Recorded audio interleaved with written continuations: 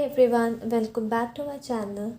In the last video, we went through the concept of residential status of an individual. So today we will be doing two questions and thereafter the concept will be clear. So the question says, Joseph is a Canadian citizen and appointed as a CEO in India on 1st April 2010. On 31st Jan 2018, he went to Sri Lanka on deputation for 3 years. On June 17, 2019, he came back to India and took his family to Sri Lanka on 30th July 2019. Then again, he came back to India and joined his job on 25th of February 2021. What will be his residential status for the assessment year 2021-22?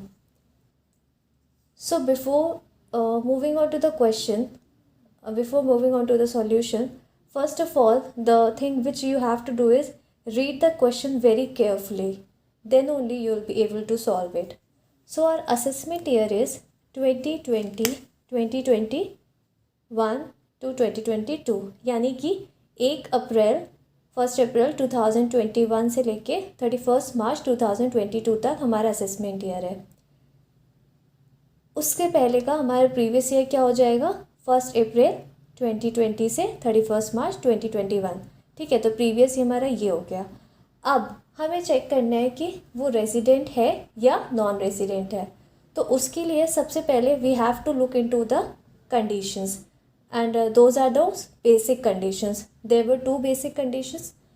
The first one says that he should be resident in India for 182 days in the previous year. ठीक है, तो it is very clear that हमारा previous year क्या है? 1 अप्रैल 2020 से लेके 31 मार्च 2021 तक. इस पीरियड के बीच अगर वो 182 डेज इंडिया में था तो वो रेजिडेंट होगा. या फिर दूसरी बेसिक कंडीशन हमारी थी कि प्रीवियस ईयर के 4 साल पहले की ईयर्स में अगर वो 365 डेज़ इंडिया में था एंड ऑल्सो प्रीवियस ईयर में 60 डेज़. ठीक है, तो ये दो बेसिक हमारी कंडीशन थी. हमें चेक करना है कि अगर इन दोनों में से कोई एक बेसिक कंडीशन ये फुलफ़िल करता है then he is a resident. ठीक है, तो पहली वाली हम लोग कंडीशन चेक करेंगे 182 डेज़ की.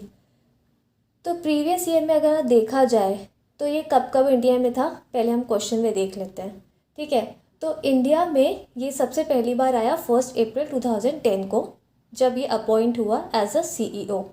ठीक, देन 31 जैन 2018 को ये श्रीलंका गया था ऑन डेपुटेशन फॉर 3 इयर्स, यानी कि वहाँ पे अब 3 साल के लिए चला गया.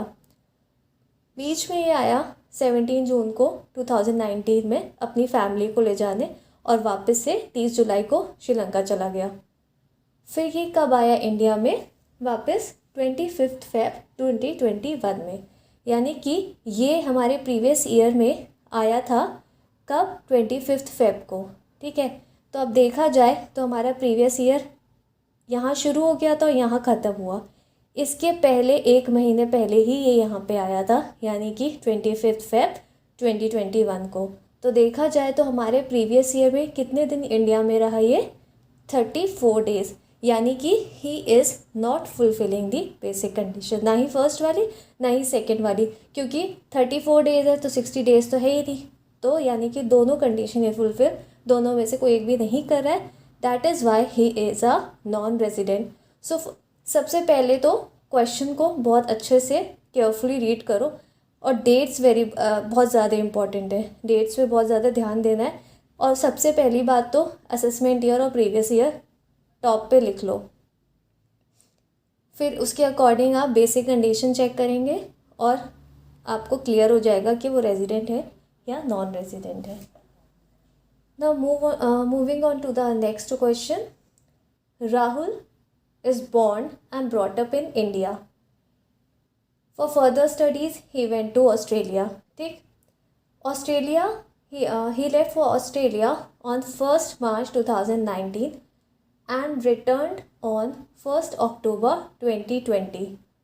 Find his residential status and the assessment year is 2021-22, ठीक है। अगेन हमें वही स्टेप्स करने हैं। सबसे पहले तो असेसमेंट ईयर लिख लेंगे, then we will write a previous year. Previous year is 1 April 2022, 31 March 2021. The very first step we have to check whether he is a non-resident or resident.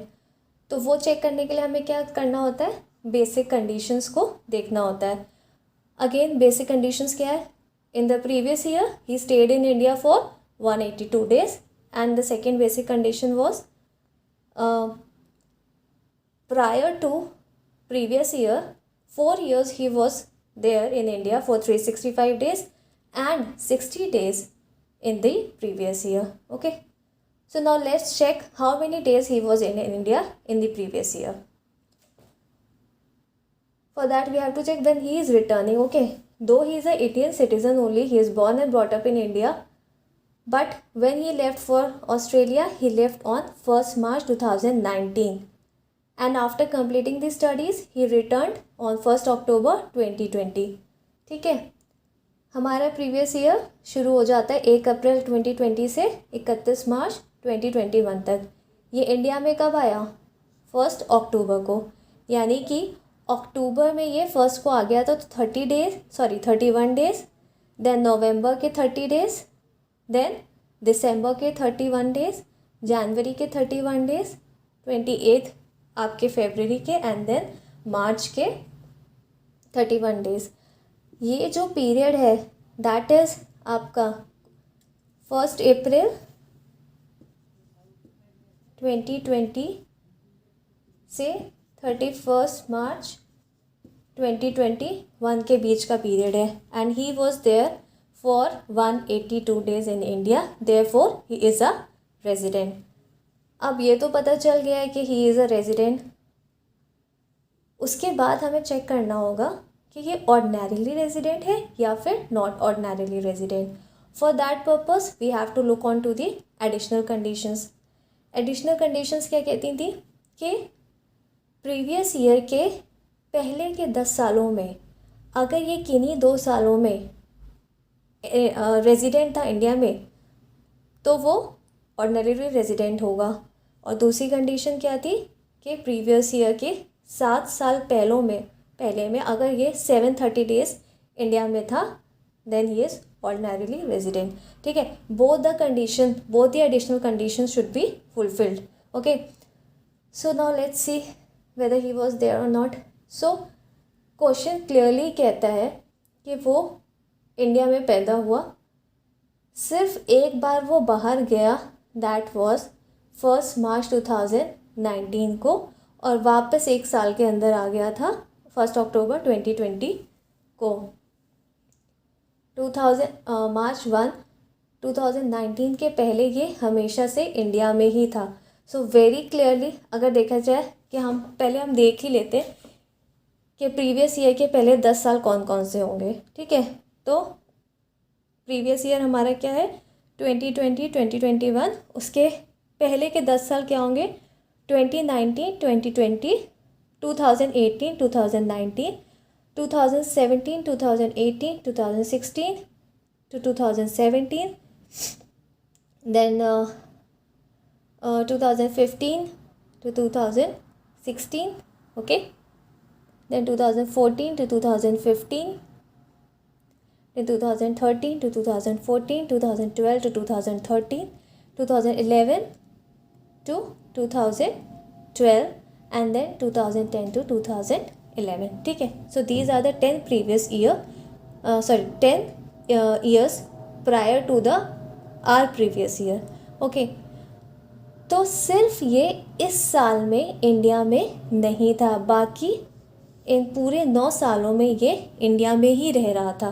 ठीक है, so for 9 years out of 10 years he was resident in India. तो पहली condition fulfil हो गई, सिर्फ एक ही साल नहीं था ना, बाकी के 9 साल he was there in India. ठीक है, तो he is a ordinary resident. अब नाउ लेट्स चेक कि सेकेंड एडिशनल कंडीशन फुलफिल करता है कि नहीं। ठीक, सेकेंड एडिशनल कंडीशन क्या कहती थी, 7 सालों में अगर वो 700 दिन इंडिया में रहा हो, तो जब वो 9 साल इंडिया में ही था तो सेकेंड कंडीशन तो अपने आप ही फुलफिल हो रही है। Therefore both the additional conditions are fulfilled, he is called a ordinary resident in India.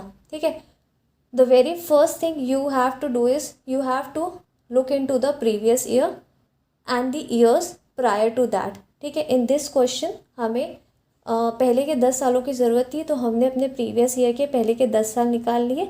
फिर उसमें चेक करो कि क्या उनमें किसी 2 सालों में, ठीक है, 10 सालों में से किन्हीं 2 सालों में क्या वो इंडिया में रेजिडेंट था। तो हाँ, वो 9 सालों में था, 2 से ज़्यादा ही सालों में वो यहाँ पे रेजिडेंट था। देयरफॉर फर्स्ट कंडीशन फुलफिल हो रही है।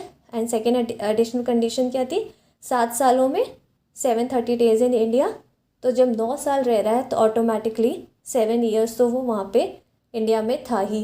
तो therefore he is ordinary resident India. I hope you understood this concept. If you like this video, please do share, subscribe to my channel. See you in the next video.